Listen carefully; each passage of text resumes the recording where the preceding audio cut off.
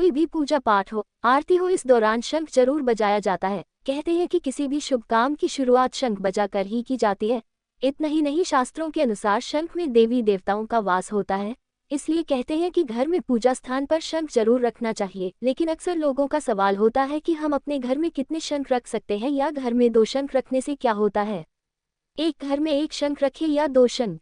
मान्यताओं के अनुसार घर में हमें 1 नहीं बल्कि 2 शंख रखना चाहिए। एक शंख जिसका इस्तेमाल पूजा में किया जाना चाहिए और दूसरे शंख को बजाने के लिए इस्तेमाल किया जाना चाहिए। ज्योतिषों के अनुसार पूजा करने के लिए हमेशा दक्षिणावर्ती शंख का इस्तेमाल करना चाहिए। कहते हैं दक्षिणावर्ती शंख को पूजा में इस्तेमाल करने से घर में सुख, शांति और समृद्धि आती है। 2 इस प्रकार से पूजा घर में रखें शंख।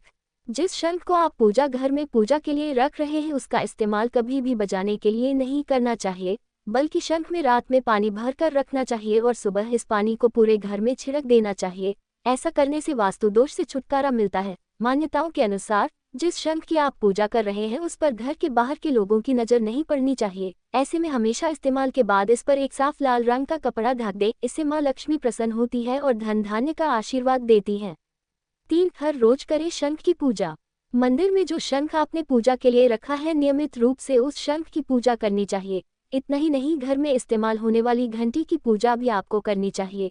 इससे सुख शांति घर में बनी रहती है। घर में इस्तेमाल होने वाला शंख कभी भी जमीन पर नहीं रखना चाहिए, क्योंकि लक्ष्मी जी और विष्णु जी को ये शंख बहुत प्रिय होता है, इसलिए जमीन पर रखने से इसका अपमान माना जाता है। वहीं आप जिस शंख का इस्तेमाल बजाने के लिए कर रहे हैं उसको भी हर बार इस्तेमाल करने के बाद शुद्ध जल से धोकर रखना चाहिए। कभी भी जूठा शंख आपको नहीं रखना चाहिए।